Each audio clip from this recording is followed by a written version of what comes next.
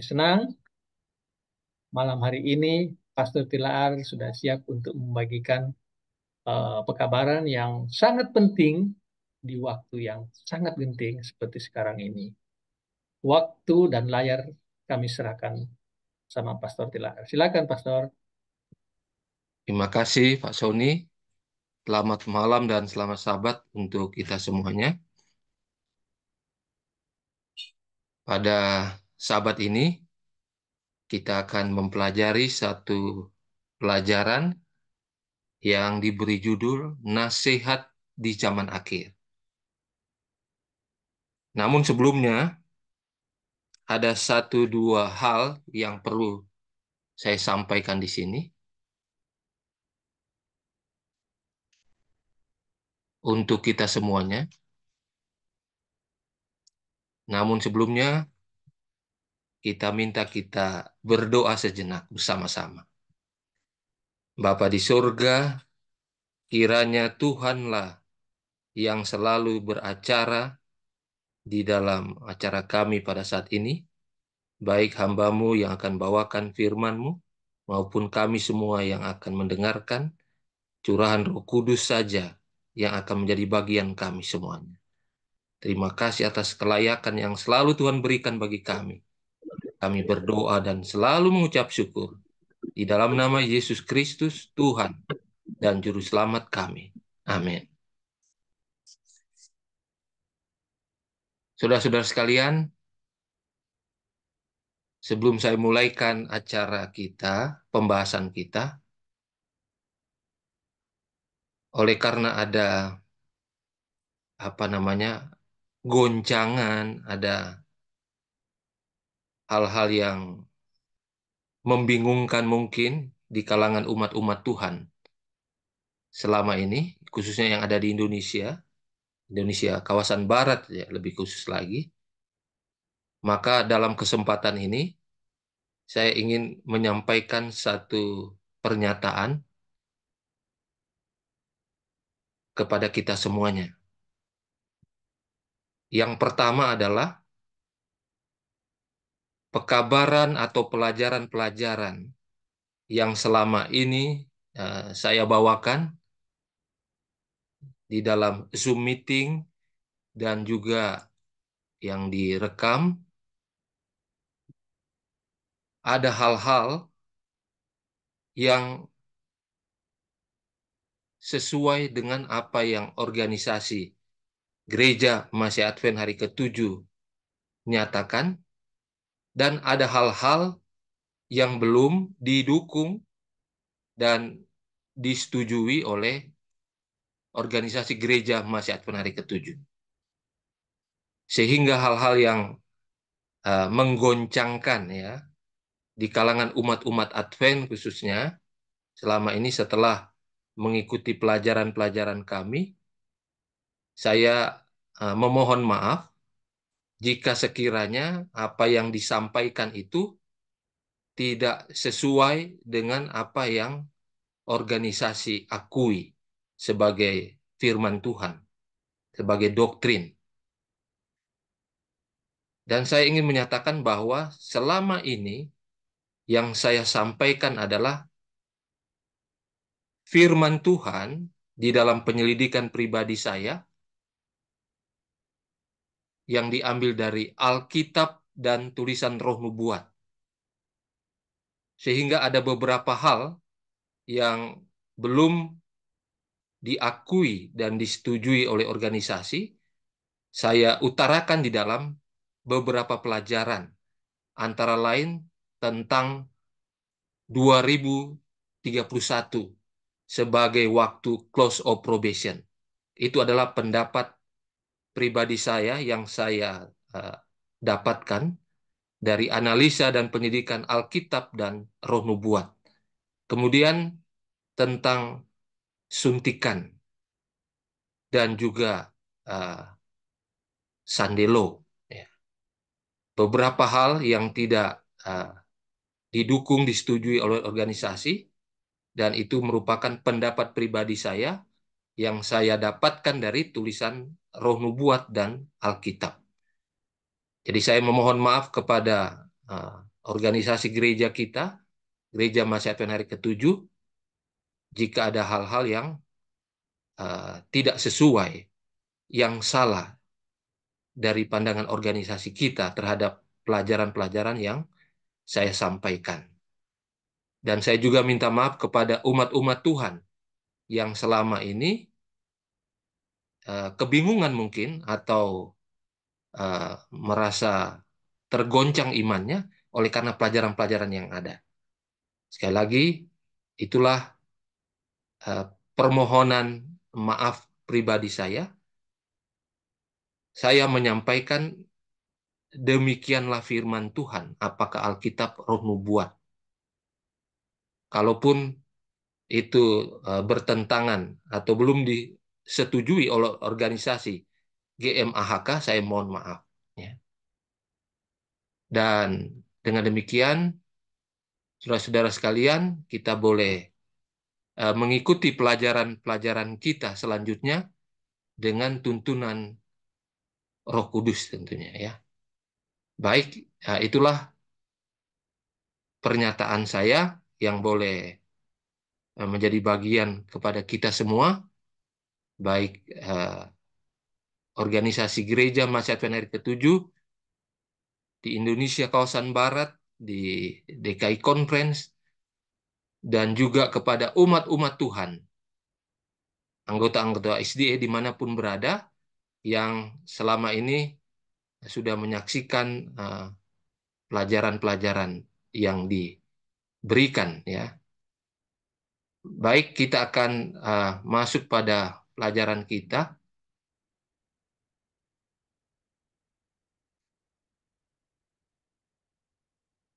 Judulnya adalah Nasihat di Zaman Akhir. Ya. Mengapa perlu nasihat di zaman akhir? Karena ada banyak hal yang boleh jadi tanpa kita sadari itu adalah penipuan-penipuan setan. Atau yang kita lakukan kelihatannya baik tetapi bukan satu kebenaran. Dan inilah yang kita perlu tahu dari kacamata Alkitab dan Roh Nubuat.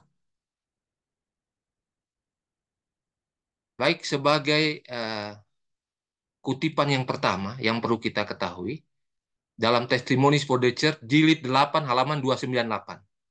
Ini tulisan Roh Nubuat, Nyonya White katakan, saya telah diperintahkan untuk mengatakan kepada gereja-gereja kita, artinya gereja-gereja SDA, pelajari kesaksian Roh Nubuat. Dan kesaksian Roh Nubuat ini memang khusus ya, dituliskan sebagai nasihat dan menguatkan mereka yang hidup pada akhir dunia ini. Jadi kita bersyukur oleh karena ada tulisan ilham yang akan membawa kita ke jalan yang benar di dalam tulisan-tulisan Roh Nubuat ini. Ya. Dikatakan bila umat Allah tidak mempelajari pekabaran dari kesaksian Roh Nubuat ini yang dikirimkan dari waktu ke waktu, katanya kita berdosa. Jadi kalau ada kalangan umat Tuhan, anggota-anggota SDA, yang masih merasakan bahwa tulisan Roh Nubuat adalah yang kedua, ketiga, dan tidak perlu, hati-hati. Saudara berdosa untuk menolaknya. Lebih lanjut kita lihat kutipan berikutnya. Testimonies jilid 1 halaman 48. Akan bangkit roh kebencian terhadap kesaksian Roh Nubuat. Tentunya datangnya dari setan. Dan pekerjaan setan ini akan membuat iman gereja-gereja bergoyah. Goyang, goncang. Tentunya gereja Advent, anggota-anggota SDA. Dan penipuan terakhir setan ya, ialah membuat agar tidak ada faedah apapun kesaksian Roh Nubuat itu. Saudara perhatikan di sini ya. Nyonya White memberitahukan bahwa di zaman akhir ini penipuan setan yang terakhir akan membuat tulisan Roh Nubuat atau kesaksian Roh Nubuat ini tidak ada faedahnya. Ya. Saudara harus camkan benar-benar dalam hati kita ini. Jangan sampai kita menganggap tulisan Roh Nubuat ini hal yang biasa. Yang berikutnya, Testimonies jilid 3 halaman 255. Kepada saya, ya kata Nyonya White, ditunjukkan bahwa penyebab terbesar mengapa umat Allah sekarang ini mengalami kebutaan rohani? Mengapa? Karena tidak mau menerima nasihat. Banyak orang meremehkan teguran, amaran yang disampaikan kepada mereka. Saksi yang setia mencela keadaan suam-suam kuku dari umat Allah.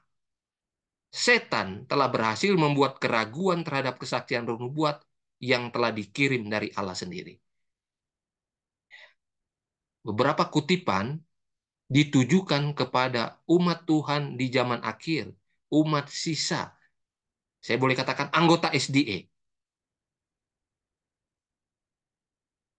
Testimonis jilid 5 halaman 98. Bila mana engkau tidak percaya kesaksian roh nubuat itu, engkau akan hanyut dari kebenaran Alkitab.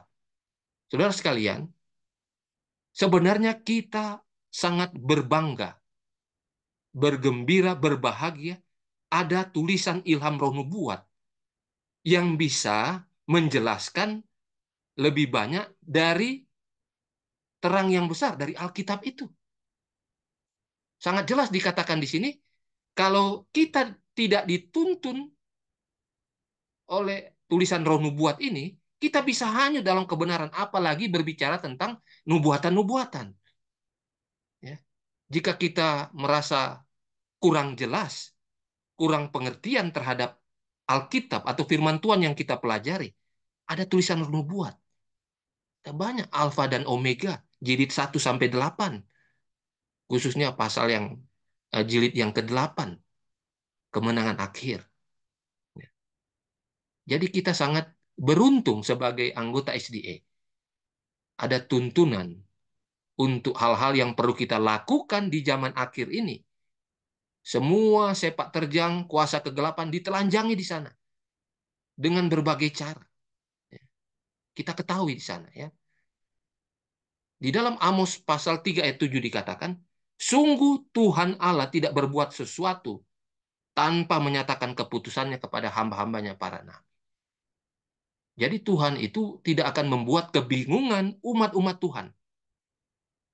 Anggota SDA ini, ya, jemaat di periode terakhir sejarah dunia ini, tidak akan kebingungan tentang hal-hal yang berhubungan dengan nubuatan khususnya ke depan. Karena Tuhan akan menyatakannya sesuai dengan waktu yang dia mau. Dalam kemenangan akhir 629, paragraf yang ketiga, Yesus atau Allah mempunyai sebuah peta yang menunjukkan setiap tanda jalan dalam perjalanan menuju surga. Dan tidak boleh menerka-nerka sesuatu. Jadi sekali lagi, kita diarahkan bahwa Tuhan itu tertib. Tuhan itu punya prinsip. Tuhan itu tidak gegabah. Tidak asal-asalan tiba-tiba dia menunjukkan sesuatu. Dia akan berikan tanda jalan perjalanan menuju surga. Kalaupun ada hal-hal yang berbeda di sana-sini, tentu kita berdoa, minta Roh Kudus supaya tuntun apa maksudnya. Kok bisa di satu kutipan roh nubuat yang lain atau di satu kutipan Alkitab yang lain dengan yang lainnya kok bisa berbeda? Nah, tentunya kita harus minta tuntunan Roh Kudus agar kita diberikan petunjuk yang sangat jelas. Sehingga kita tidak apa? Menelan bulat-bulat apa yang kita sudah tahu sebagai kebenaran di satu dua kutipan yang kita ketahui. Di kutipan yang lain yang berbeda kita tinggalkan. Kita harus sinkronkan ini apa maksudnya. Sehingga kita tidak terjerumus dengan ajaran-ajaran yang boleh dikatakan ajaran sesat yang tidak sesuai dengan Alkitab dan Roh Nubuat dalam hal ini, ya. Nah, berbicara tentang masa kesukaran yang ada di depan kita, Nyonya White beritahukan dalam testimoni jilid 8 298, masa kesukaran ada di depan kita, maka kita harus mengikuti petunjuk-petunjuk yang diberikan melalui Roh Nubuat. Mengapa demikian? Karena terang yang diberikan lewat Mrs. White, Ellen G. White, itu menuntun saudara dan saya agar bisa menghadapi masa-masa sukar yang ada di depan itu. Jadi akan diberikan petunjuk satu demi satu. Apa yang harus kita lakukan sebelum sementara, dan sesudah masa kesukaran yang ada di depan kita. Inilah nasihat-nasihat di zaman akhir ini yang perlu kita sebagai umat SDA mempelajari dan menjalankannya. Ya. Lalu dalam tulisan permulaan, halaman 110. Saudara-saudara saya yang kekasih, ini kata Nyonya White, biarlah hukum Allah dan kesaksian Yesus Kristus atau roh nubuat selalu dalam ingatanmu, dan biarlah hal itu mendesak keluar segala pikiran dan percintaan duniawi.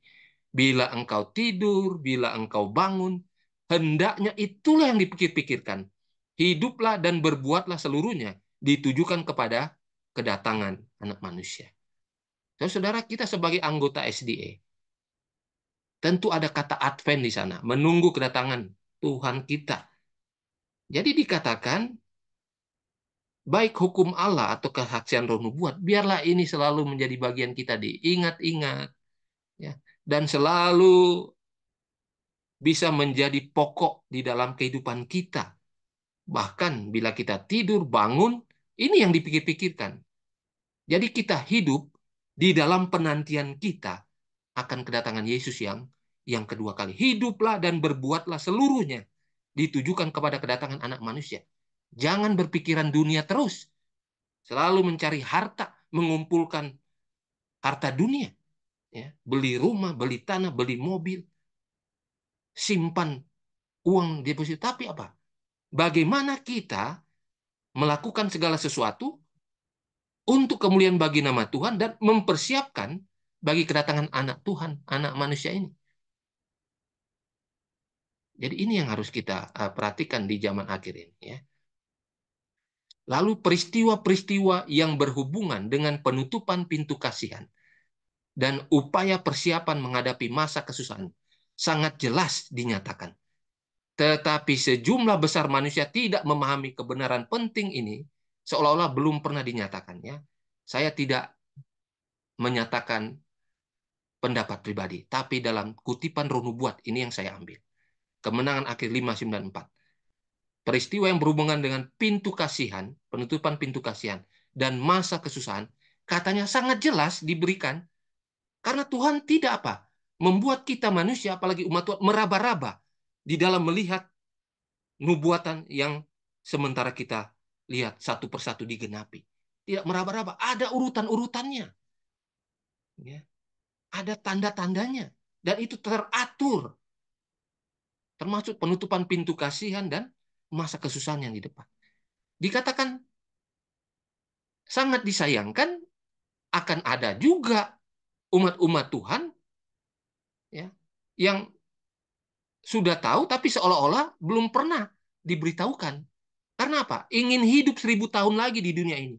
Sehingga hidup foya-foya dengan harta dunia, dengan kehidupan dunia, dengan jabatan. Apapun dia itu jabatannya.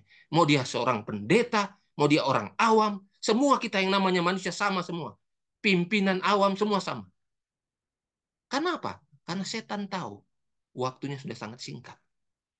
Sehingga dia akan mencoba semua lapisan umat Tuhan, semua lapisan masyarakat. Kalau bisa semuanya mengikuti dia dan menganggap bahwa dunia ini masih 1000 tahun lagi, masih lama lagi. Padahal kita lihat waktunya sudah sangat singkat. So, saudara, salah satu uh, ayat yang kalau saya bawakan ini di kalangan umat-umat Kristen non-SDA.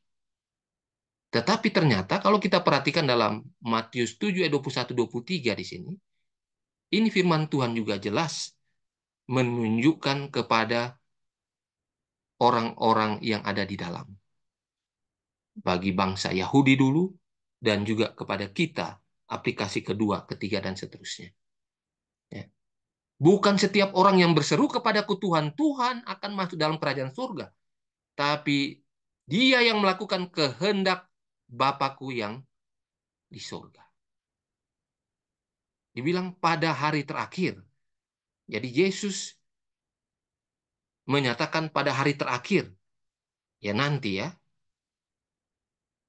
Banyak orang akan berseru kepadaku, Tuhan, Tuhan, bukankah kami bernubuat demi namamu, mengusir setan demi namamu, mengadakan mujizat demi namamu.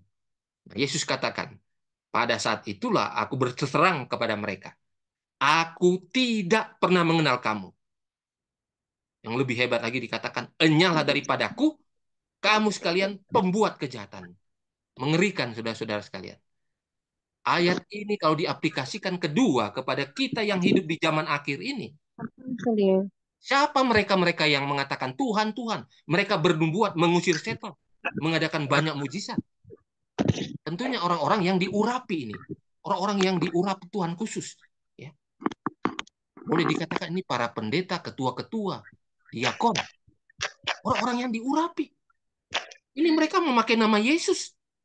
Mereka bernubuat, mengusir setan. Memakai nama Yesus. Mujizat, memakai nama Yesus.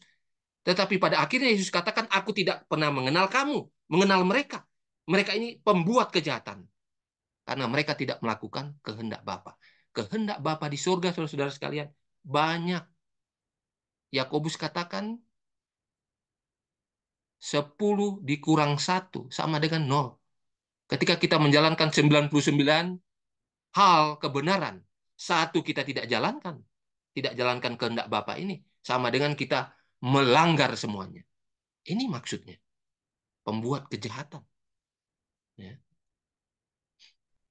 Kemenangan akhir 625. Hanya mereka yang telah menjadi pelajar firman yang rajin, mengasihi akan kebenaran, yang akan dilindungi dari penipuan hebat yang menawan dunia. Kalau saudara malas-malasan belajar firman Tuhan, belajar Alkitab, tulisan roh nubuat, dan tidak mengasihi kebenaran yang dipelajari itu, saudara akan tertipu. Tulisan roh nubuat yang lain mengatakan, di zaman akhir, maka setan akan menang banyak terhadap umat sisa yang hidup. Dia gunakan ketiga cobaan pada saat Yesus dicobai. Pada saat Yesus dicobai, ketiga cobaan ini, Yesus dapat menang melawannya. Tetapi dalam buku Maranatha itu mengatakan, tetapi ketiga cobaan ini, setan akan menang banyak kepada umat sisa terakhir di zaman akhir. Apakah tiga-tiganya cobaan itu dia akan menang? Atau salah satu dari tiga itu? Atau dua dari tiga itu? Yang jelas dia menang banyak. Dan saudara sendiri dapat melihat sekarang ini. Bagaimana hebatnya penipuan setan itu. Jadi bukan berarti kita belajar Alkitab, belajar firman Tuhan, roh nubuat. Wah, kita aman-aman saja. Sudah tahu kebenaran. Belum tentu. Karena apa? Karena kita harus mengasihi kebenaran itu. Kita harus turuti. Tidak apa? Tidak memilih-milih kebenaran itu. Ya. Yakobus 4 ayat 17 katakan, jika seorang tahu bagaimana ia harus berbuat baik, tapi ia tidak melakukannya, ia berdosa. Saudara-saudara sekalian, secara pribadi, saya menyatakan bahwa pekabaran firman Tuhan, baik Alkitab roh nubuat yang saya bawakan saat ini juga, ya, karena ini ada tertulis, saya harus sampaikan. Karena saya tidak mau dikatakan berdosa. Berbuat baik agar kita tahu mana yang benar, mana yang tidak benar. Agar kita tahu bagaimana menyiapkan diri kita untuk masa kesukaran yang ada di depan kita. Bagaimana mempersiapkan diri kita agar kita boleh bertobat sungguh di hadapan Tuhan. Sehingga tidak tertipu dengan kuasa-kuasa kegelapan. Saudara, kutipan ini juga sangat menyayat hati saya secara pribadi ketika saya dapatkan ini. Ya, beberapa waktu yang lalu. Dalam Selected Messages jilid 1 halaman 122. Nyonya White katakan kita harus lebih takut dari dalam daripada yang dari luar. Kekuatan yang dari dalam gereja adalah yang lebih besar daripada yang dari luar, dari dunia. Saudara sekalian, kita berbangga sebagai gereja yang dinubuatkan. Laodikia. Tetapi keadaan suam-suam kuku itulah yang akan memuntahkan Tuhan. Tuhan akan memuntahkan dengan sifat yang masih suam-suam kuku ini. Saudara, ternyata Nyonya White mengantisipasi. Dari dalam gereja saudara dan saya inilah yang perlu lebih ditakuti daripada dari luar. Kalau dari luar kita udah tahu, udah jelas. Oh, ini musuh kita. Tetapi yang di dalam selimut, musuh dalam selimut, di dalam gereja kita, ini kita diantisipasi. Oleh karena itu, kita perlu tahu apa yang dinyatakan dalam tulisan Roh Nubuat ini.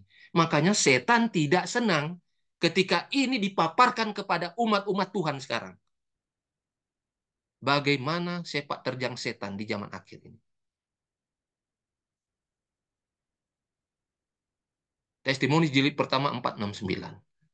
Reformasi yang dibutuhkan di kalangan umat dan kuasanya yang menyucikan itu harus terjadi lebih dahulu di kalangan para pendeta dan para pekerja. Ketika para pendeta dan para pekerja Tuhan ini tidak mereformasi diri di dalam hal-hal rohani, di dalam hal-hal yang apa dikatakan oleh firman Tuhan, maka umat juga akan mengikutinya. Oleh karena itu, reformasi itu harus terjadi dulu di kalangan para pendeta, para pekerja Tuhan. Baru turun ke kalangan anggota jemaat. Ada anggota-anggota jemaat yang kuat juga. Bisa mereformasi, merevival dalam kehidupannya. Tetapi dalam kenyataannya, umat-umat Tuhan bergantung kepada pimpinan-pimpinan yang ada. Nah, ini harus menjadi bagian kita. Jangan sampai kita tidak apa menjalankannya. Hidup yang menyehatkan. 308 paragraf keempat. Bagi para dokter, ya, para dokter. Apabila dokter-dokter memahami fisiologi dalam pengertian paling benar, maka pemakaian mereka terhadap obat-obatan akan jauh lebih sedikit. Dan pada akhirnya akan memberhentikan penggunaan obat-obatan sama sekali. Dokter yang tergantung pada obat-obatan dalam prakteknya menunjukkan bahwa ia tidak memahami mesin rumit organ tubuh manusia. Saudara yang memiliki keahlian atau kemampuan di bidang medis, khususnya dokter-dokter yang dimaksud ini, jadilah dokter-dokter Alkitabiah. Jadilah dokter-dokter sesuai yang dinyatakan oleh firman Tuhan dan dalam tulisan nubuat. Ya. Ini kutipannya banyak untuk dokter-dokter nih. Hidup yang menyehatkan 309. Ada godaan terus-menerus bagi para dokter menjunjung ilmu pengetahuan di atas Allah yang merupakan penguasa alam semesta. Terdapat bahaya para dokter sedikit demi sedikit akan meninggalkan kesederhanaan iman Alkitab dalam kuasa Allah. Ini para dokter, hati-hati. Ya. Walaupun kita SDA, tetapi kalau tidak menggunakan ilmu yang diberikan itu untuk kemuliaan bagi nama Tuhan, sesuai dengan ajaran Alkitab dan dalam tulisan Roh Nubuat tentunya, kita akan terjerumus ke dalam dosa yang mengerikan tentunya. Hidup yang menyehatkan 310. Para dokter di lembaga-lembaga kita, tentunya rumah sakit, ya, puskesmas, klinik, ya. Ini semua ini para dokter harus diilhami dengan prinsip dari reformasi kesehatan. Reformasi kesehatan. Manusia tidak akan benar-benar bertarak sampai kasih karunia Kristus menjadi satu prinsip yang menetap dalam hatinya. Sasaran reformasi kesehatan dan lembaga kesehatan. Saudara perhatikan ini ya. Kalaupun tidak ada dokter sini, tapi kalau ada saudara-saudara kita, dokter, ya para perawat, beritahukan kepada mereka. Sasaran reformasi kesehatan dan lembaga kesehatan bukanlah menghentikan rasa sakit yang ada sekarang. Ya, tidak perlu kita malu-malu lagi. Bahkan di rumah-rumah sakit kita, di lembaga kesehatan kita juga apa? Obat-obat yang diberikan cuma untuk menghentikan rasa sakit yang sekarang. Sesungguhnya bukan sasaran utamanya adalah mengajarkan orang bagaimana menjalani hidup dengan membiarkan alam suatu kesempatan menghilangkan dan melawan penyakit. Jadi ini harus diimani. Karena ini bukan kata saya. Ini firman Tuhan dalam tulisan Roh Nubuat yang diilhamkan oleh Tuhan. Ikuti, menurut. Ya. Nggak perlu kita banyak pertimbangan hal-hal seperti ini. Medical Ministry 259. Prinsip-prinsip reformasi kesehatan ditemukan dalam firman Tuhan. Injil kesehatan harus dikaitkan erat dengan pelayanan firman. Adalah rancangan Tuhan bahwa pemulihan pengaruh reformasi kesehatan akan menjadi bagian dari upaya besar terakhir mewartakan pekabaran Injil. Pekabaran Tuhan di muka bumi ini, pekabaran 3 malaikat, akan diakhiri oleh pelayanan kesehatan, reformasi kesehatan yang dikaitkan dengan firman Tuhan. Inilah yang dibilang upaya besar terakhir di dalam membawakan pekabaran Injil ke seluruh dunia. Nah, ini tugas kita, anggota SCDA, harus di depan, ujung tombak di dalam pekabaran kesehatan. Ya, awal-awalnya mungkin kita seperti itu, tapi sekarang ini, ya, sudah lebih banyak yang di luar sana mereformasi kesehatan, bahkan mereka lebih maju di dalam hal-hal kesehatan yang sesuai dengan firman Tuhan. Ini harus menjadi templakan bagi kita. Bagaimana seharusnya kita menjalankan reformasi kesehatan ini. Ya. Testimonies jilid 6, 379. Prinsip reformasi kesehatan akan diterima dengan baik dan banyak yang akan memperoleh pencerahan. Ya. Pengaruh yang terkait dengan reformasi kesehatan akan menjadi penilaian dalam penghakiman. Saudara, saya harus ulangi ini. Ya. Kita ini dalam masa penghakiman pra-advent. Dan di situ ditentukan saudara dan saya, mulai dari yang sudah meninggal di dalam Tuhan, sampai mereka yang masih hidup di dalam Tuhan, diperiksa dalam hari penghakiman ini. Dan saudara tahu, reformasi kesehatan adalah salah satu penilaian di dalam penghakiman itu. Kebenaran dan pembenaran akan bertemu bersama dalam hal reformasi kesehatan.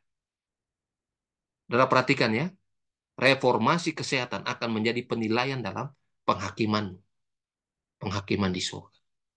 Ya, sangat-sangat penting dalam reformasi kesehatan. Testimonies jilid 5, 2, 13.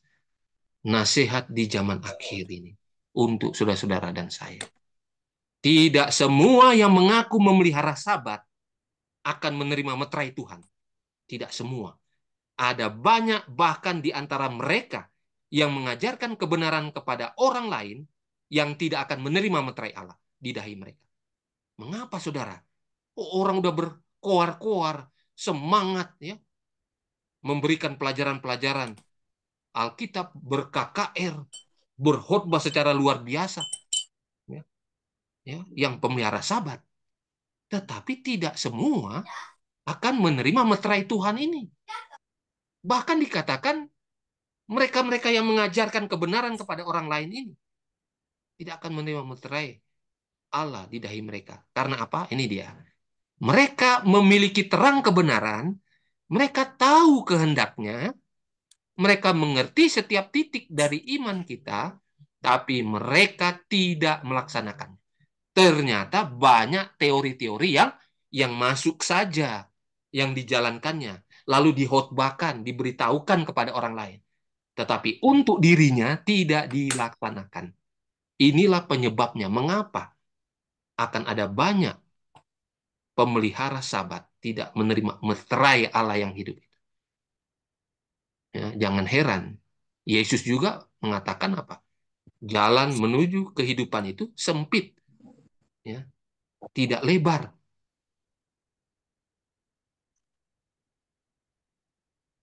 Jadi jalan lebar menuju kepada kebinasaan. Dan inilah yang terjadi di dalam gereja kita. Para pemelihara sabat ini. Terus, saudara, ini amaran, nasihat yang boleh menyembuhkan saudara, membangun kerohanian saudara. Ya. Ini juga kutipan Testimonies jilid 2, 443, 446. Berapa orang yang akan diselamatkan? Hanya sejumlah kecil dari mereka yang sekarang mengaku percaya kebenaran, yang akhirnya akan diselamatkan. sejumlah kecil. Bukan karena mereka tidak mau diselamatkan. Bukan. Siapa yang nggak mau selamat? Tetapi mereka tidak mau diselamatkan dalam cara yang ditentukan Allah sendiri. Oh, ternyata rupanya sejumlah besar yang tidak selamat itu mereka mau diselamatkan dengan cara sendiri atau cara yang orang lain berikan, bukan mengikuti cara yang Tuhan berikan. Ini yang menyebabkan banyak yang tidak diselamatkan dari orang-orang yang mengaku kebenaran. Nah, sekarang ini ditujukan kepada para hamba Tuhan.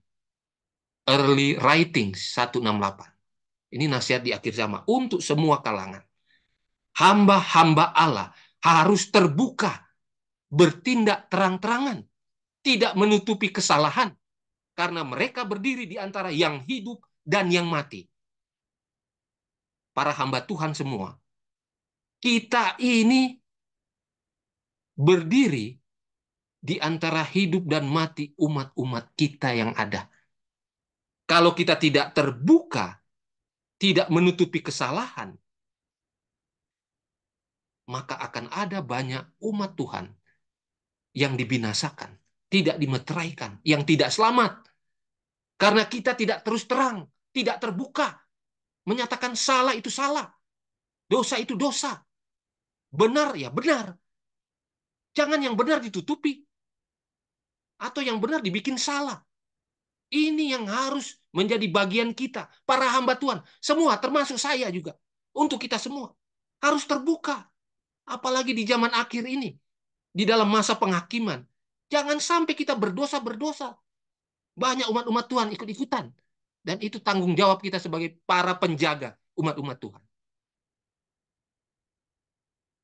Harus memberikan pertanggung jawab atas kesetiaan mereka. Pekerjaan mereka, pengaruh mereka yang mereka masukkan kepada kawanan domba yang Tuhan suruh mereka gembalakan. Saudara, para hamba Tuhan, pimpinan, para gembala, kita mempunyai tugas untuk memberitahukan hal-hal yang benar. Apa yang Alkitab katakan, apa yang Roh Nubuat katakan. Jangan di luar sana menggunakan filsafat-filsafat dan lain sebagainya. Ada tertulis, selalu ada tertulis. Ya. Inilah kutipan yang menjadi pegangan saya sehingga saya menyampaikan apa yang firman Tuhan katakan, apakah Alkitab atau tulisan Roh Nubuat. Di Acts of the Apostle 68, paragraf kedua. Kita harus menerima firman itu sebagai otoritas tertinggi. Aturan kita sebagai umat-umat Tuhan adalah firman Tuhan. Kita harus akui pemerintahan manusia, siapa saja yang menjadi pemerintah, kita akui sebagai tata cara penunjukan ilahi dan mengajarkan kepatuhan padanya sebagai tugas suci, tapi dalam lingkup yang sah. Ya. Ketika pemerintah itu mengikuti petunjuk-petunjuk yang Tuhan berikan dalam Alkitab, Roh Nubuat, yang kita percaya, yang kita ketahui, kita ikuti. Tetapi ketika mereka menentang hukum Tuhan, menentang Alkitab, firman Tuhan yang merupakan otoritas tertinggi kita, kita harus berani menyatakan, kita harus lebih taat kepada Tuhan daripada mereka. Jelas. Firman Tuhan harus diakui di atas semua hukum manusia. Karena banyak hukum-hukum manusia, aturan-aturan manusia. Semua punya kepentingan di situ. Ya. Bukan untuk meninggikan Tuhan. Tetapi ada sesuatu yang akan menjadi keuntungan bagi manusia itu sebagai penguasa. Saudara perhatikan, beginilah firman Tuhan. Tidak boleh disisihkan dengan beginilah kata gereja atau beginilah kata negara. Mahkota Kristus harus diangkat di atas mahkota penguasa duniawi. Terus saudara, firman Tuhan, otoritas yang tertinggi, itu undang-undang hukum yang kita ikuti. Walaupun di bawahnya ya, ada pemerintah, ada gereja. Dikatakan sangat jelas. Kalau gereja menyimpang, tidak mengikuti perintah Tuhan, demikian firman Tuhan, ya kita harus lebih mentaati Tuhan. Kalau negara juga menyimpang, tidak mengikuti perintah Tuhan, Alkitab, Roh Nubuat juga, kita harus berani menyatakan, saya akan lebih mengikuti Tuhan, mengikuti otoritas Tuhan lewat Alkitab, Roh Nubuat. Kita harus berani dalam hal ini, sekarang ini. Ya.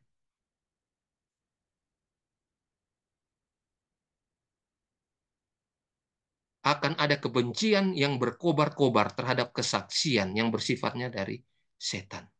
Pekerjaan setan adalah untuk menggoncang iman gereja-gereja. Ya.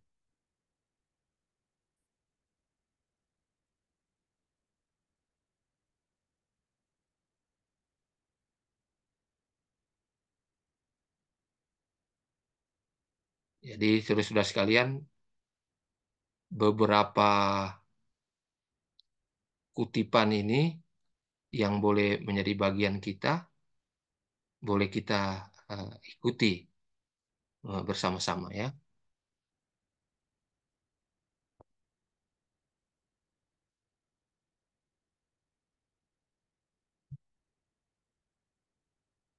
Saya lihat, oke, oke, kita lanjut lagi ya. Di dalam komentar Alkitab ya, Bible Commentary, jilid 7 halaman 976, kita tahu bersama sebagaimana yang dikatakan oleh Raja Salomo dalam pengkhotbah, bahwa tidak ada yang baru di bawah matahari ini. Semua itu ulangan. Nah, Nyonya White mengkonfirmasi sejarah akan berulang. Ya, ini berhubungan dengan bagaimana hari pertama dalam pekan itu akan ditinggikan kembali. Ya, di mana undang-undang hari Minggu atau Sandilo ini akan dijalankan kembali. Dan itu disamakan dengan patung di Babel itu. Jadi kalau saudara perhatikan di sini, sebagaimana patung di Babel itu dibangun, dia nggak langsung kan, langsung berdiri tegak, langsung tinggi, tiba-tiba udah jadi. Nggak seperti itu. Tetapi dimulai dari apa?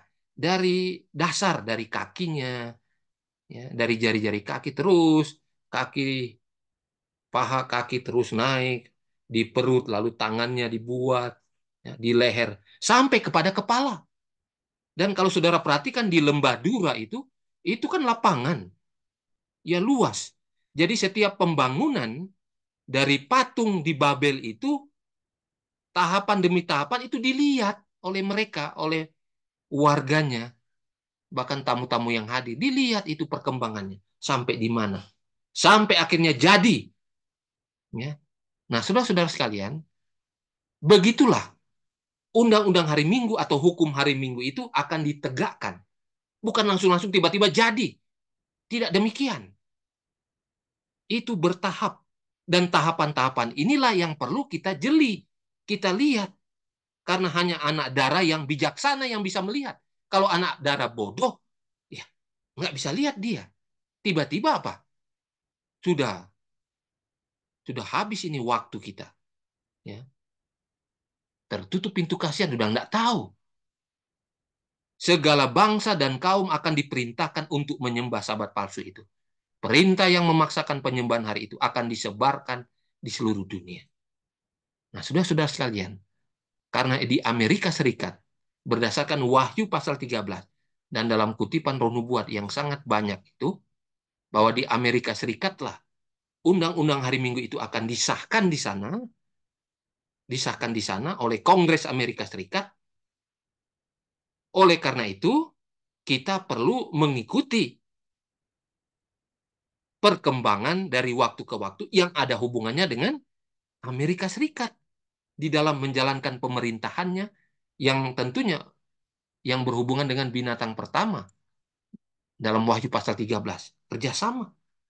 Sampai nanti undang-undang hari Minggu itu disahkan. Itu kita perlu tahu.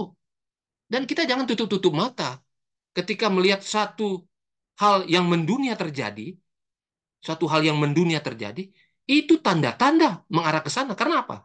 Setiap segala sesuatu yang global terjadi di seluruh dunia ini, maksudnya apapun itu, mau di bidang kesehatan, di bidang ekonomi, ya, tentang bencana, jika itu global, semua itu akan mengarah kepada apa?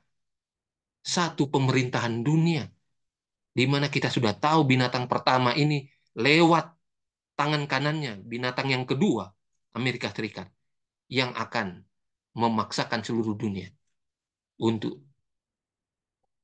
mengikuti penyembahan pada hari Minggu itu. Ini kita sudah tahu ini. Tetapi kita harus bijaksana untuk melihat tahapan demi tahapan.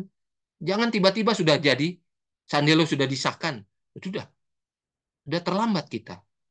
Bagaimana anak darah yang bodoh dan yang pintar. Kalau kita aplikasikan aplikasi kedua, ya, mempelai datang, songsonglah dia. Dua kelompok anak darah ini terbangun, sama-sama pegang pelita. Tapi yang membedakan adalah minyak yang ada di pelita. Yang bodoh itu minyaknya udah habis. Waktu mereka tidur, tinggal sedikit. Setelah tertidur tengah malam, udah habis minyaknya. Jadi waktu bangun, mereka nggak pergi ke tempat mempelai yang datang. Dan inilah yang harus kita ketahui. Karena pada saat teriakan, songsonglah dia, mempelai datang. Pada saat itu sebenarnya sudah terlambat bagi jemaat Tuhan, anggota SDA. Itu kalau kita pelajari. Ya, tidak adanya minyak atau Roh Kudus atau tabiat Kristus yang dimiliki. Ya. Dalam kutipan Roh Nubuat ini yang mengomentari ketika Yesus mengamarkan ke depan tentang kebinasaan Yerusalem, Yesus katakan, ya, dalam kemenangan akhir ini, ya, Nyonya White katakan, perkataannya tidak sepenuhnya dimengerti, tetapi artinya akan dibukakan bila mana umatnya memerlukan petunjuk mengenai hal-hal yang telah diberikan. Nubuatan yang dinyatakannya mempunyai makna rangkap dua, bayangan pendahuluan kebinasaan kota Yerusalem dan gambaran pendahuluan masa kesusahan besar akhir zaman. Jadi inilah komentar nubuat ini yang menunjukkan bahwa ada hal-hal yang belum dimengerti dari apa yang dikatakan oleh Yesus kepada murid-muridnya terhadap nubuatan pada saat itu akan kehancuran Yerusalem. Karena itu juga berarti gambaran pendahuluan kesusahan besar di akhir zaman. Nah, ini dinyatakan di sini. Nah, kita perlu minta supaya Roh Kudus terangkan itu lebih dalam lagi. Karena kita hidup di masa-masa yang sama. Pengulangan sejarah itu ada. Apalagi yang berhubungan dengan perjalanan bangsa Israel dari Mesir menuju Kanaan. Nyonya White dalam tulisannya menyatakan itu gambaran tubuh Advent. Ya. Jadi kita perlu pelajari di situ, ya.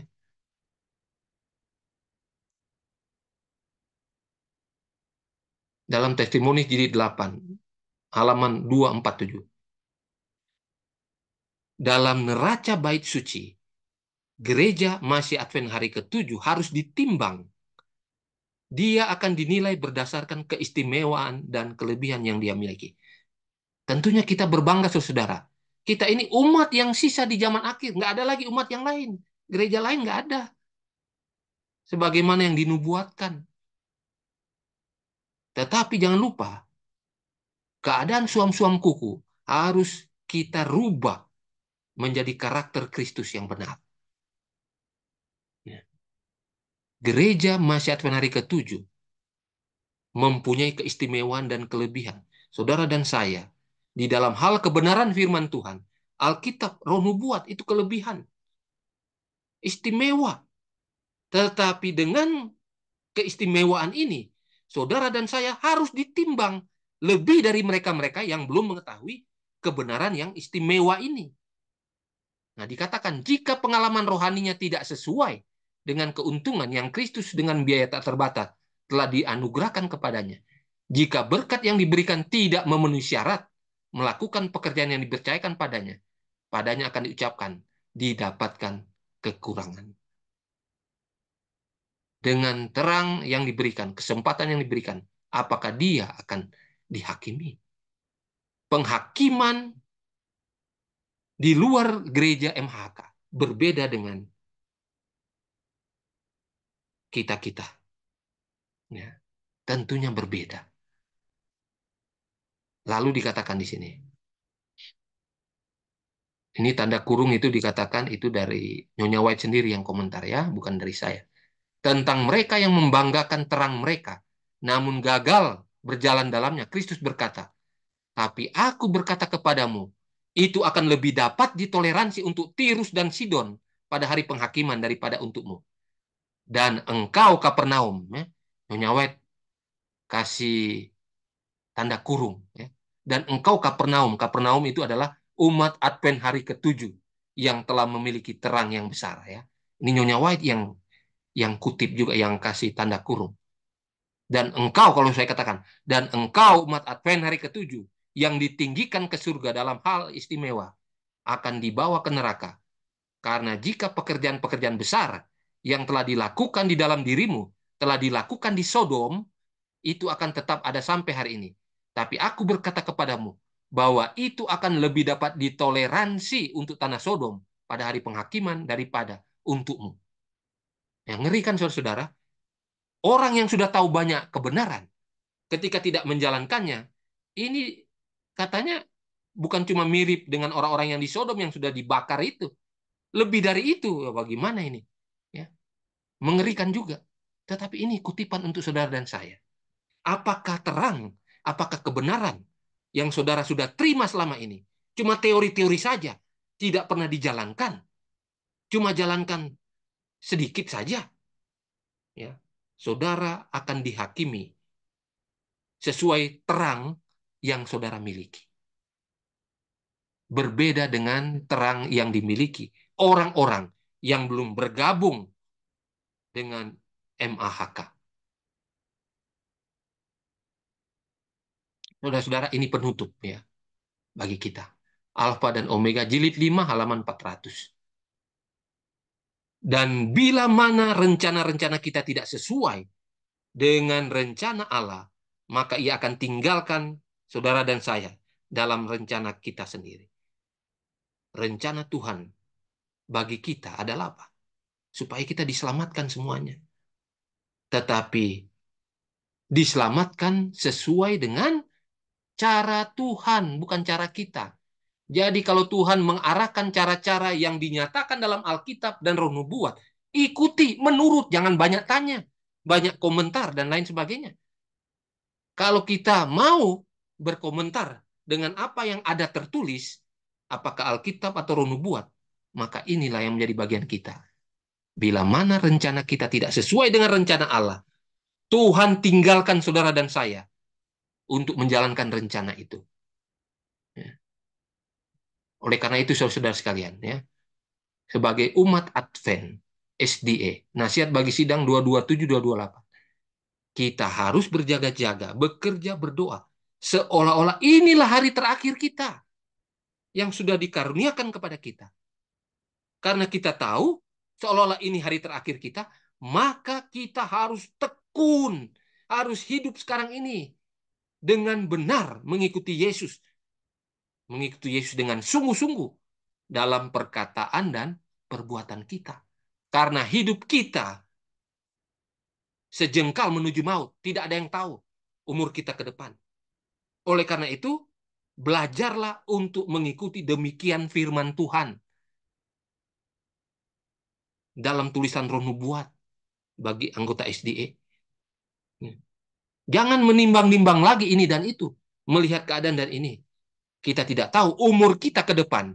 Kita ini mau lanjut atau tidak masalahnya. Apalagi setelah kita mempelajari nubuatan, kita melihat betapa begitu dekatnya waktu-waktu nubuatan yang dinyatakan. Masa kesukaran, sandelo, kedatangan Yesus yang kedua kali, sudah sangat dekat. Ya.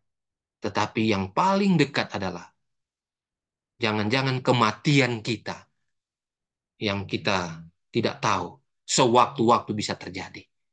Oleh karena itu, saudara sekalian, kutipan terakhir ini boleh menjadi bagian kita. Kita harus berjaga-jaga. Berjaga-jaga itu lewat mempelajari Alkitab, Roh Nubuat, dan bekerja. Bekerja ini adalah apa? Ketika kita menginjil, bukan karena tuntutan organisasi, tetapi itu adalah kewajiban, kata Rasul Paulus. Karena itu yang membawa kepada keselamatan. Dan kita apa? Berdoa. Tiga hal ini adalah satu paket, saudara-saudara. Belajar Alkitab, Roh Nubuat, penginjilan pribadi, berdoa, ini satu paket. Nggak boleh dipisah-pisah, cuma satu saja dijalankan, atau cuma dua. Harus tiga-tiganya. Dan inilah proses penyucian, sebagaimana dalam bilik yang suci itu. Jadi ketiga hal ini ada dalam bilik yang suci, dalam proses pengudusan.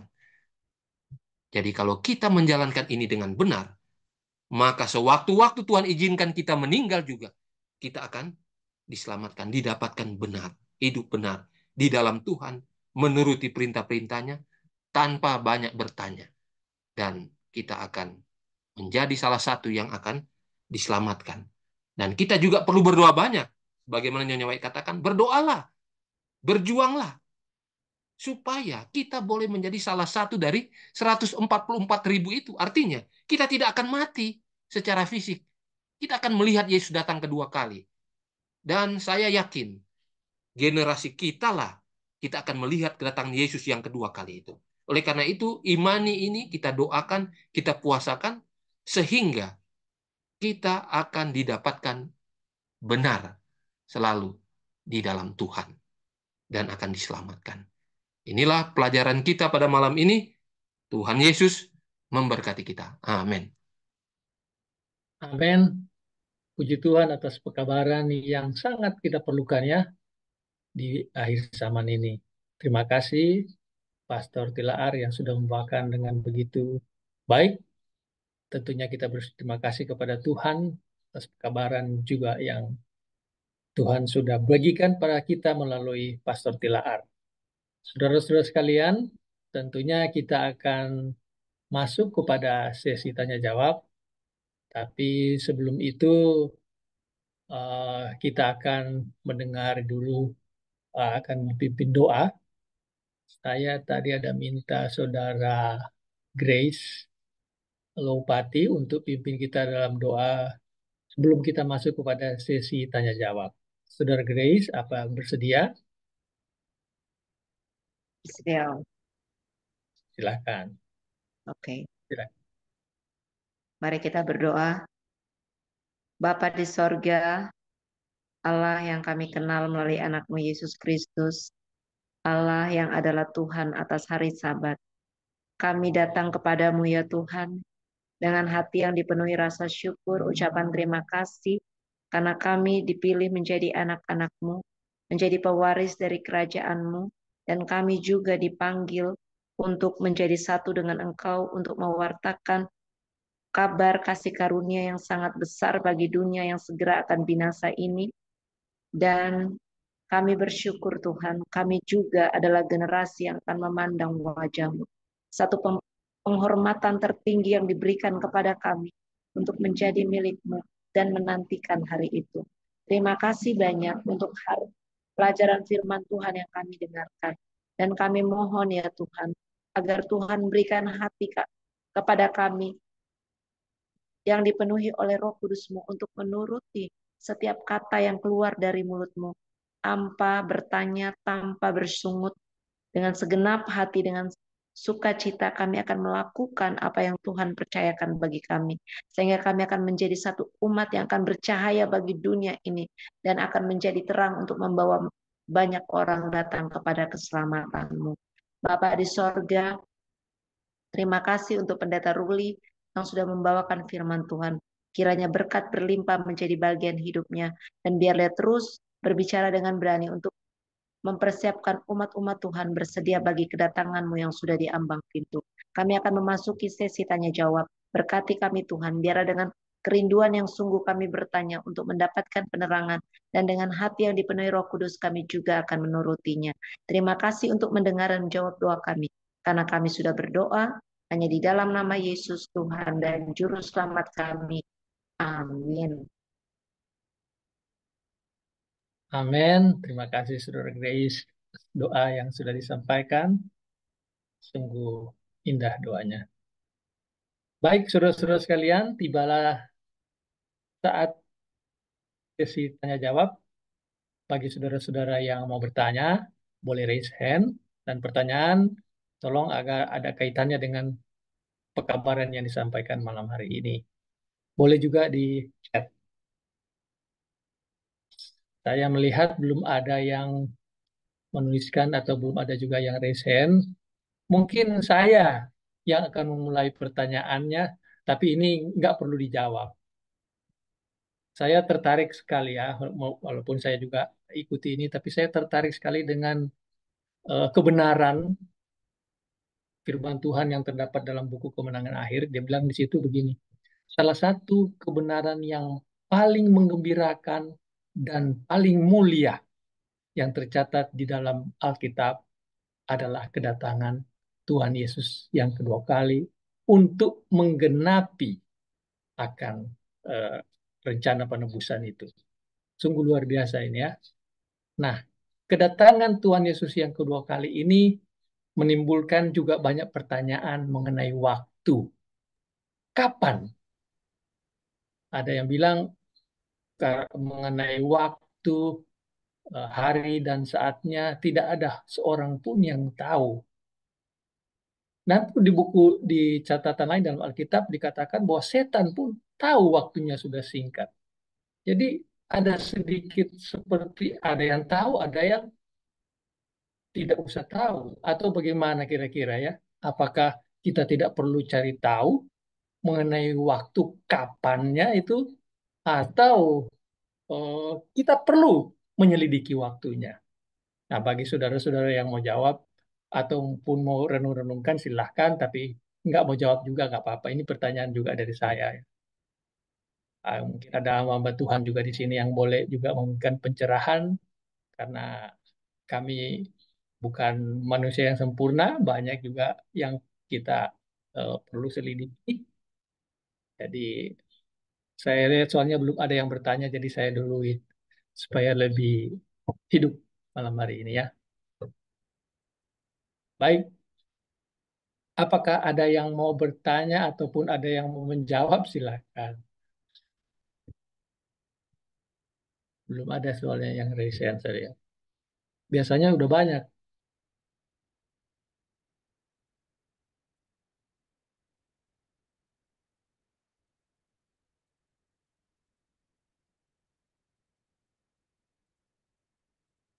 Atau sudah sangat jelas. Nggak usah takut-takut, bertanya aja. Namanya kita akan belajar, saling bukan kita mau oh, menguji siapa yang lebih pintar, lebih ini ya, tapi saling memberikan pencerahan supaya kita bisa memahami akan firman Tuhan dan kita dapat aplikasikan dalam kehidupan kita menjelang kedatangan Tuhan yang sudah di ambang pintu.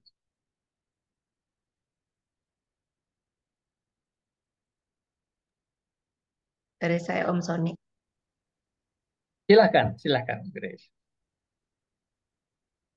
Eh, Adik yang Om Sony katakan, dan itu banyak dipakai oleh semua orang untuk, saya sering dengar khotbah-khotbah juga dari pendeta-pendeta katakan bahwa hanya Yesus yang tahu. Kita jangan kita jangan menentukan waktu. Hanya selalu orang katakan 1844 perhitungan terakhir untuk waktu. Itu memang benar. Di Ron Nubuat juga tulis bahwa 1844 adalah perhitungan waktu yang terakhir yang tidak diberikan. Tidak ada lagi yang lain. Tetapi dalam buku Kemenangan Akhir juga dikatakan bahwa, yang saya lupa halamannya, tapi dikatakan itu juga menjadi alasan atau menjadi kunci untuk mematahkan kata-kata yang Yesus katakan untuk kita mengetahui, maksudnya melihat semua tanda-tanda zaman. Apakah kurang jelas apa yang Yesus tulis tentang semua tanda-tanda yang telah terjadi sehingga kita tidak bisa tahu eh, kapan kedatangan Yesus itu. Mungkin juga memang mungkin waktu, kapan, jam, detik itu mungkin kita tidak tahu. Tetapi sama seperti kalau kita mengadakan perjalanan, tanda-tanda jalan itu menunjukkan, contoh kalau saya di sini dari eh, Noel Baki menuju satu daerah yang namanya Soet itu 120 kilometer. Setiap jalan semakin dekat, tanda-tanda itu menunjukkan oh tinggal mungkin 50 kilometer lagi, 20, 10 dan terakhir sampai. Apakah kita tidak tahu dengan melihat semua tanda yang Yesus amarkan? Bukankah Alkitab dengan jelas mengatakan semua tanda itu begitu jelas? Di buku Maranatha kalau saya tidak salah halaman 161 katakan bahwa kita harus memperhatikan tanda-tanda zaman yang besar yang Yesus sudah amarkan kepada kita. Jadi memang saya kalau dengar orang bilang begitu saya diam saja karena eh, kalau orang sudah punya pemahaman seperti itu akan sangat sulit dipatahkan. Jadi ya karena Roh Nubuat katakan juga setan punya kawanan yang akan dimenangkannya dan Kristus juga punya. Jadi orang-orang yang mau percaya, yang mau menyelidiki firman Tuhan dan mau lihat begitu dekatnya kedatangan Tuhan, ya kita akan terus mengadakan penyelidikan dan kita akan terus semakin bertekun untuk mencari Tuhan. Jadi bagi saya memang detik waktu semua kita tidak tahu tanggal jam karena Yesus akan umumkan sesaat sebelum dia datang pada waktu semuanya sedang bergejolak yang kita baca di kemenangan akhir. Tetapi untuk tanda-tanda besarnya kita tahu. Setan saja tahu dikatakan dan dia turun dalam geramnya yang dahsyat. Masakan umat-umat Tuhan yang diberikan eh, pengetahuan. Bagi saya secara pribadi melihat kasih Tuhan itu saya terpesona. Alkitab, Roh Nubuat, ribuan tahun sebelumnya. Semakin saya mengerti, saya semakin terpesona. Tuhan itu sangat baik, mengagumkan cintanya. Dia tidak ingin kita binasa. Makanya dia beritahukan kepada kita dengan sabar, menunggu kita untuk menyadari bahwa dia mengasihi kita dan memberitahukan kepada kita waktunya itu sudah sangat dekat. Terima kasih banyak. Terima kasih, Saudara Grace. Luar biasa jawabannya, keterangannya juga yang sangat baik. Saya pikir sudah menjawab ya. Jadi eh, kita kalau boleh saya simpulkan tadi bahwa kita perlu cari tahu kapan waktunya eh, Yesus datang pada kali yang kedua. Mungkin itu yang kesimpulannya. Tapi kalau ada juga yang mau memberikan dari pandangan yang lain ataupun ada mau menambahkan atau melengkapi, silakan. Karena belum ada juga pertanyaan yang muncul. Atau saya ada kelewatan ya, ada yang bertanya.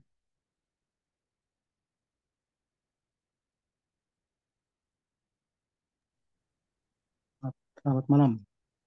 Selamat malam, Saudara Saya Saudara Silas Mangalik. Mangalik, Silas Mangalik. Silas Silakan Saudara Mangalik. Silas Mangalik. Dari mana ini posisinya, di daerah mana? Dari Tanah Toraja ini, Pak Sony. Ya, Oh, silakan, ambil silakan. baru baru kali ini muncul. Baik. Hanya mau tanyakan ini, apakah ini kita sekarang mungkin karena saya baru muncul terlambat masukku, hanya mau tanyakan ini perjelas apakah jadi sekarang kita penampihan, setelah kita penampihan, kemudian pemetrian. Setelah pemetrian, kemudian kita menerima pencurahan Roh Kudus, kemudian undang-undang hari Minggu datang. Yang saya mau tanyakan, apakah bagaimana kita tahu bahwa kita sudah dimetraikan ini?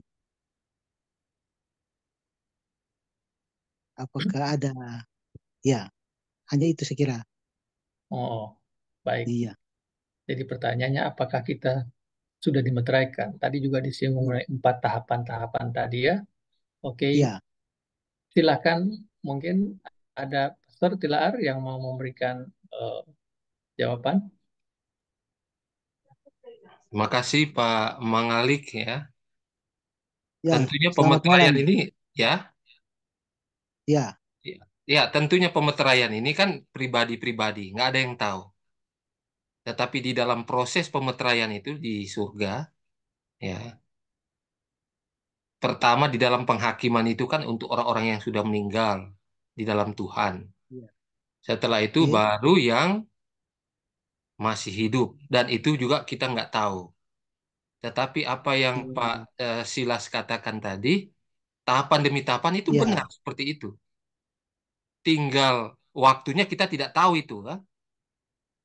Ya, iya, waktunya iya, kita iya, tidak tahu itu ya.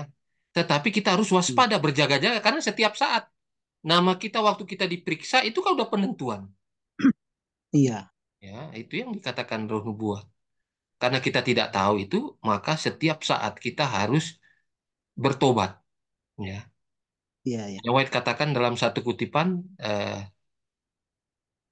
pekerjaan istimewa yang harus kita jalankan sekarang ini adalah membuang dosa-dosa kita, ya, hidup kudus, bertobat sungguh, karena sewaktu-waktu nama kita bisa diperiksa.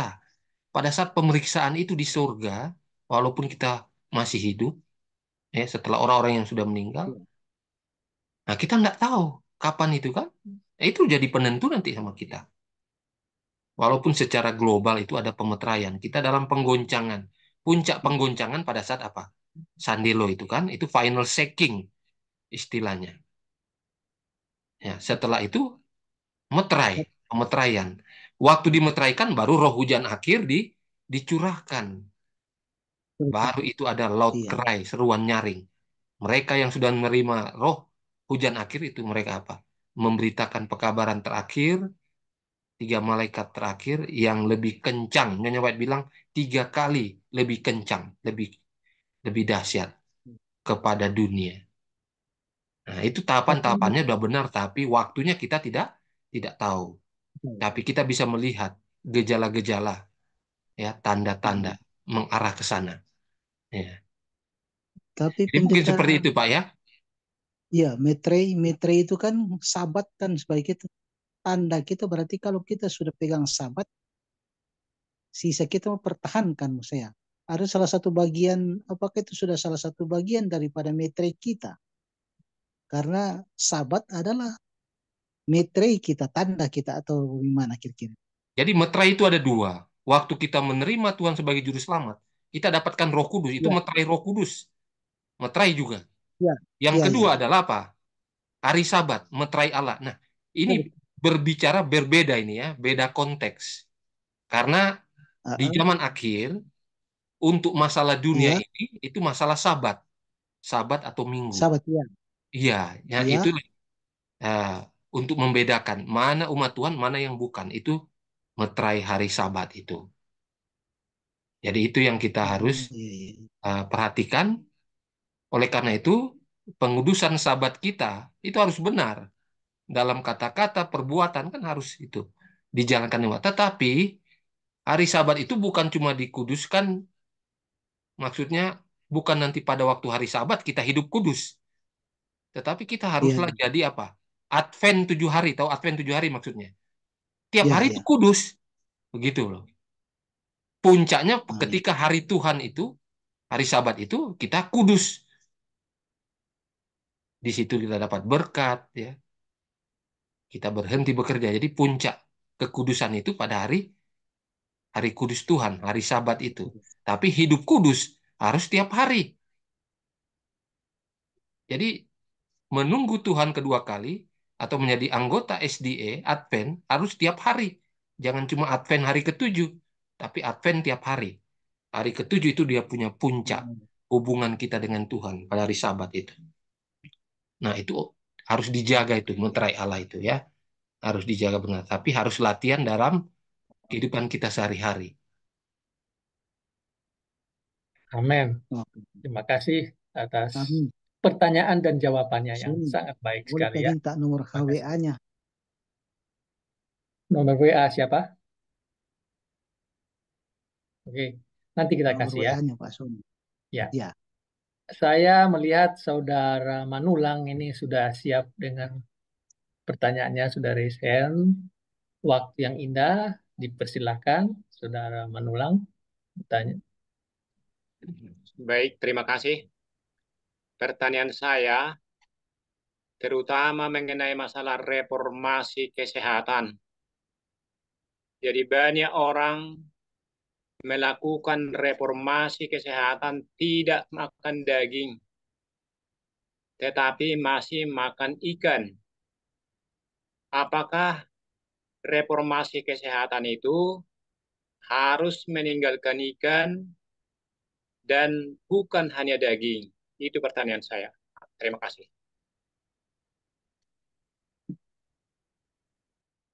Silakan, Pastor. Baik, terima kasih Pak Manulang. Saya bicara dari konteks Roh Nubuat ya, dalam tulisan Roh Nubuat. Jadi yang pertama, di dalam mereformasi kesehatan kita, ya, tentu bertahap sesuai dengan iman kita. Ya, Nyonya Wet juga memberitahu ada orang yang tubuhnya lemah, tidak bisa langsung dia apa? Meninggalkan makanan yang punya mata ini. Apakah daging atau ikan juga bertahap, ya. Tetapi tentunya kita harus ada usaha untuk ke arah sana. Masalahnya kita adalah umat Tuhan yang punya keistimewaan mendapatkan terang dalam kesehatan ini. Lebih dari yang di sana, yang di luar sana. Masa udah 160 tahun kita cuma dengar-dengar aja. Kapan kita mereformasi kesehatan? Sedangkan reformasi kesehatan ini bukan cuma bicara makanan dan minum. Itu kan global. Ada New Start. Ya. Kita bicara-bicara makanan, apakah eh, kita punya gizi itu benar nggak? Jangan-jangan kita cuma nasi-nasi terus. Atau cuma ubi-ubi terus sayur. Gizinya nggak ada. Itu mah bukan reformasi kesehatan. Walaupun dia vegetarian sekalipun ya. Reformasi kesehatan itu artinya apa? Global, semuanya. Holistik ya. Jadi termasuk di sana kita punya olahraga ya. Minuman, air ya. Air putih katanya, air terang kalau orang Manado bilang ya. Lalu apa? Matahari cuma di dalam-dalam rumah nggak kena matahari. Nah, ini semua pengaruh. Lalu ada apa? Eh, Temperance, jadi pertarakan. Nah, saya sudah anjurkan, Nyonya White juga beritahu, kalau bisa paling kurang 1 minggu sekali kita puasa. Belajar itu untuk pertarakan, khusus puasa. Syukur kalau 2 kali ya, seperti orang Israel ya. Mereka Senin Kamis mereka puasa. Nah, ini yang kita perlu ikutin positifnya. Jadi dalam hal tertentu itu sebenarnya melatih kita punya iman, puasa, pertarakan itu ya. Lalu apa? Udara. Tutup-tutup terus rumahnya, nggak ada ventilasi. Atau kita nggak keluar-keluar hirup udara segar. Sakit juga. Padahal vegetarian. Ya. Dan istirahat. Kalau tidur-tidur jam 12 malam, bagaimana mau sehat? Walaupun dia vegetarian. Paling lama jam 10 itu udah terlelap. Kan begitu kan? Kalau mengikuti kesehatan yang sebenarnya. Jadi kita lihat di sini memang reformasi kesehatan itu menyeluruh, bukan cuma masalah makan dan minum. Tadi kutipan Nubuat katakan reformasi kesehatan, khusus untuk gereja kita yang kita sudah tahu lebih banyak. Ya. Penghakiman Tuhan, penilaiannya, penilaiannya adalah apa? Salah satu dalam hal reformasi kesehatan. Jadi saudara-saudara yang baru berencana untuk hidup sehat, ya, yang lebih sehat, jangan cuma sampai rencana, jalankan itu, laksanakan itu. Karena apa? Tanpa kita sadari, Nyonya White katakan apa? Sakit itu karena dosa, melanggar hukum Tuhan. Oleh karena itu, kalau kita tidak bertobat dalam hal-hal kesehatan, Ya, Tuhan tidak akan menyembuhkan itu. Ya, karena Tuhan tahu, bohong ini orang ini. Dia akan ulang lagi, bahkan lebih besar lagi. Akhirnya jadi permainan ini ya, doa itu. Tadi kutipan itu.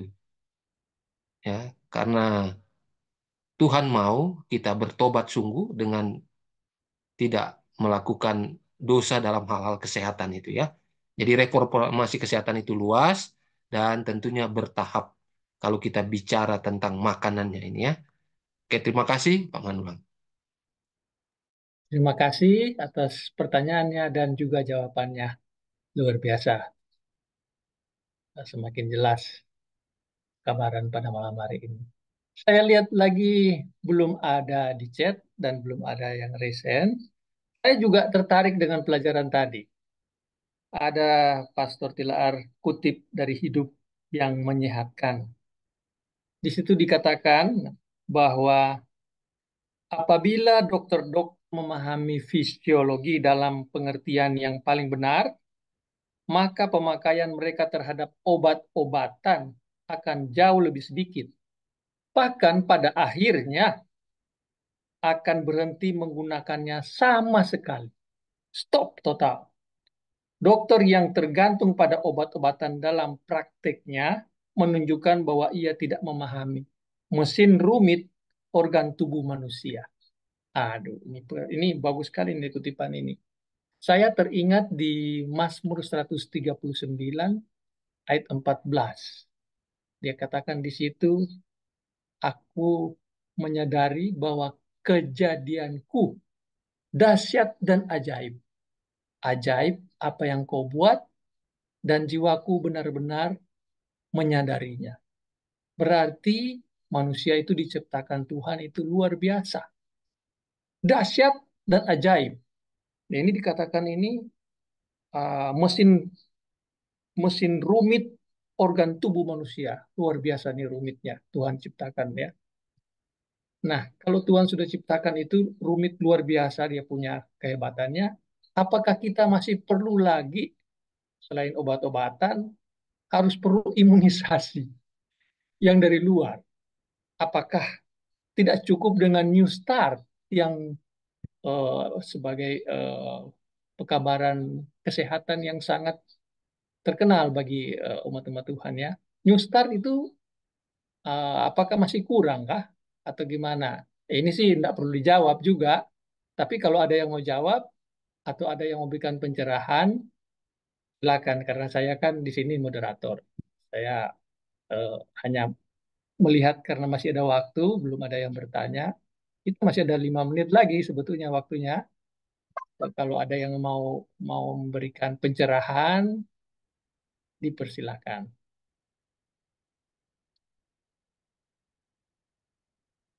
Apa Saudara Manulang lagi mau bertanya atau mau jawab atau apa? Saya lihat masih resen lagi atau sudah cukup? Gimana?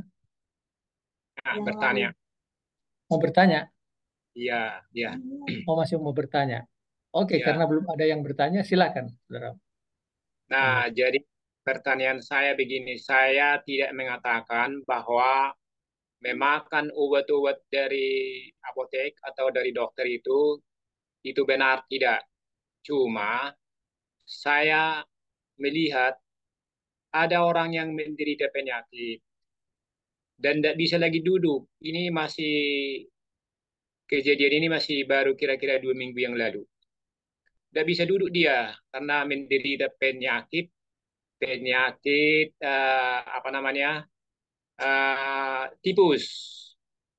Lalu dibawalah ke rumah sakit. Sesudah dibawa ke rumah sakit, dimakan obat, dan baru kira-kira 3 hari dimakan obat ini, bisa dari dia duduk, dan 1 minggu di rumah sakit, sehatlah kembali dia. Nah, sekarang yang menjadi pertanyaan, saya tidak menyalahkan bahwa uh, yang saya tidak mengatakan bahwa dia salah yang makan obat itu dan memang saya lihat dia sekarang sudah sehat.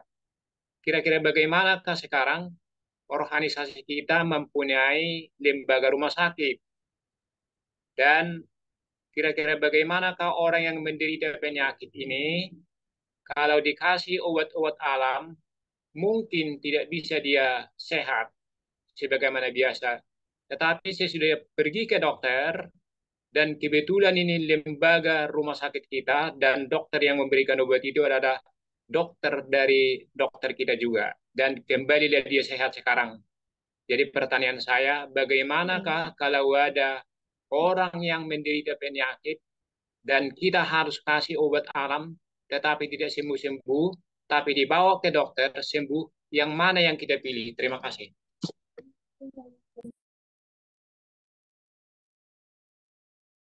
Jadi pertanyaannya pilihan mana kata yang mana yang kita harus pilih? Apakah obat-obat alam atau obat dari dokter? Nah, itu mungkin ya kira-kira pertanyaannya. Sebelum mungkin ada yang menjawab, saya juga mau memberikan satu kesaksian ya. Ini kesaksian saya, ini ada yang tahu karena ada orangnya di sini. Saya nggak perlu sebutkan nama, bahwa ada satu tetangga saya di Bun, dia itu sakit, sudah sakit parah sekali, sampai kadang-kadang ini ibu ya, ibu sudah sakit parah sekali dan sampai dia berobat kemana-mana, berobat ke dokter, berobat ke eh, apa namanya orang-orang bilang pintar katanya, tapi tidak sembuh-sembuh. Terus ada teman saya yang baik, dia memberikan satu jamu. Jamu ini dari alam nih, dari alam juga. Dan saya di, di, diajarkan atau diarahkan kalau ini dari alam, jamu-jamu dari alam, tapi pola hidup sehat juga harus diterapkan. Jadi new start harus diterapkan. Karena jamu ini menolong sementara. Kalau mungkin bisa sembuh, tapi kalau kita tidak terapkan pola hidup sehat, melanggar selalu new start itu sakit lagi. Orang ini eh, saudara sepupu kita lah agamanya. Dan oleh karena dia mematuhi apa yang saya sampaikan, dia ikut sinar matahari, dia kena apa, dia kemudian makan-makan yang sehat, dia olahraga teratur, yang tadinya sudah tidak bisa apa-apa, yang ada teman-teman di di jemaat kami yang pergi melawat memang waktu lihat dia sudah tidak bisa apa-apa. Sekarang setelah dia mengikuti akan eh, petunjuk New Start dan juga jamu yang diberikan, sekarang semua dia punya penyakit boleh dikatakan menghilang. Artinya dia sudah mungkin tidak semua penyakit ya, tapi dia sudah beraktivitas normal kembali, sudah sehat dan ada videonya yang mungkin nanti lain kali saya sampaikan. Tapi ini betul-betul pengalaman yang saya alami. Jadi obat-obat alam itu dari alam ya, bukan dari obat dokter. Nah, mungkin ada juga yang mau memberikan jawaban, tapi tidak semua ya. Mungkin ada juga yang seperti penulang tadi katakan bahwa ada ke dokter sembuh. Silakan mana eh, apa namanya yang paling tepat karena semua orang itu berbeda-beda dia punya eh, proses penyembuhan. Baik, Dr. Tilaar mau memberikan komentar ataupun ada saudara-saudara sini yang dokter mungkin bisa bantu atau hamba-hamba Tuhan lainnya bisa memberikan pencerahan. Kita saling eh, memberikan Ya, pencerahan mungkin agar saya kita bisa. cuma ambil komentar roh nubuat saja ya. Oke. Ya, memang dikatakan dalam hal-hal darurat, rumah sakit atau obat-obat yang dari rumah sakit untuk sementara waktu bisa menolong, tetapi harus ada namanya detox setelah itu, ya, detox untuk mengeluarkan kalau ada racun-racun dari obat kimia itu, ya, bukan ketergantungan jadinya. Jangan lupa tadi ada kutipan Nur Nubuat mengatakan biasanya yang dari menggunakan obat-obat kimia ini cuma menghilangkan rasa sakit, nyeri. Artinya saraf perasa itu dimatikan. Jadi sebenarnya bukan sembuh, ya. Tapi dalam kasus tertentu juga dari pengalaman orang-orang yang apanya di opname di rumah sakit, ya ada kesembuhan juga, ya. Dan Tuhan izinkan. Dan yang perlu kita ketahui sekarang adalah terang yang kita terima dengan terang yang diterima orang lain bisa boleh jadi berbeda. Sehingga kok si A dia makin sakit, kok si B bisa sembuh ke rumah sakit yang sama. Kok bisa begitu? Nah, Tuhan melihat apa? Terang kebenaran juga yang diterima. Kalau dia belum jelas, belum pernah menerima terang tentang kesehatan, reformasi kesehatan, tentu Tuhan apa? Tidak menghukum orang itu dengan reformasi kesehatan yang sempurna, yang diketahui orang lain. Jadi Tuhan ada apa? Penilaian. Tetapi ketika kita sudah tahu itu, lalu kita melarang, mencoba untuk melawan, ya kita terima saja, ya, akibatnya nanti, ya. Jadi berbeda cara penilaian Tuhan terhadap kebenaran yang diterima setiap orang. Sehingga itu memunculkan iman. Nah, iman itu muncul dari kebenaran yang diterima. Ya, semakin banyak kita terima, semakin banyak dituntut untuk menjalankannya. Jadi jangan kita iri. Kita tahu 100, yang lain 10. Lalu kita paksakan mesti 20, 30. Oh ya, mereka belum sampai ke sana. Masa dipaksakan, ya. Jadi itu yang kita perlu ketahui. Nah, kita-kita yang sudah tahu tentang terang kebenaran ini, kesehatan, reformasi kesehatan, kita sudah dituntut untuk menjalankannya. Walaupun belum langsung-langsung, tetapi sudah bisa melangkah untuk menjalankannya. Jangan tunggu-tunggu sampai kita mati, tidak pernah menjalankannya, ya. Padahal kita sudah tahu. Jadi Tuhan menilai kita sesuai dengan terang yang kita miliki. Sehingga penghakiman berbeda-beda dari orang per orang sesuai dengan terang atau kebenaran yang dimiliki. Dalam hal ini tentang reformasi kesehatan. Oke. Amin. Terima kasih atas pertanyaan dan juga penjelasan. Saya lihat waktunya sudah berakhir, tapi mungkin kalau ada satu orang lagi yang mau bertanya, masih dikasih kesempatan. Ah, kalau sudah tidak ada, tentunya kita bersyukur kepada Tuhan atas pekabaran yang indah malam hari ini. Biarlah dengan pertolongan kuasa Roh Kudus dapat menerangkan lebih dalam lagi dalam hati kita masing-masing, sehingga kita bisa bersiap untuk menantikan kedatangan Tuhan Yesus yang sudah di ambang pintu. Terima kasih Pastor Tilaar atas pekabaran yang sudah disampaikan, dan terima kasih kepada saudara-saudara semua yang sudah hadir pada malam hari ini, yang sudah bergabung di Zoom meeting ini. Kiranya Tuhan memberkati kita semua, dan pekabaran ini kiranya hanya untuk kemuliaan besaran bagi nama Tuhan saja. Tibalah saatnya kita pada penghujung acaranya, meeting pada malam hari ini. Tentunya kami kasih kesempatan lagi kepada Pastor Tilar untuk closing statement sekaligus dengan doa tutup malam hari ini. Silakan Pastor. Baik, terima kasih saudara sekalian. Kita sudah belajar bagaimana nasihat firman Tuhan dan juga dalam tulisan Roh Nubuat yang begitu banyak. Tetapi itu sebenarnya untuk membawa kita dipersiapkan bagi kedatangan Tuhan kedua kali. Karakter Kristus boleh terbentuk secara sempurna dengan apa yang kita pelajari pada malam ini. Nah, kita berharap kita semua yang hadir ini akan memiliki karakter Yesus itu, yang akan terbentuk semakin sempurna tiap hari dengan mengikuti petunjuk-petunjuk Tuhan. Belajarlah untuk mentaati perintah Tuhan. Jangan banyak bertanya. Kalau kita belum sanggup, jangan melawan. Ya, kita berdoa supaya kita disanggupkan. Dan jangan juga kita melawan orang-orang yang menyatakan demikian firman Tuhan. Karena sama saja kita akan melawan Tuhan juga. Ya, jadi belajar menurut, menurut artinya keselamatan, tidak menurut kebinasaan atau malapetaka.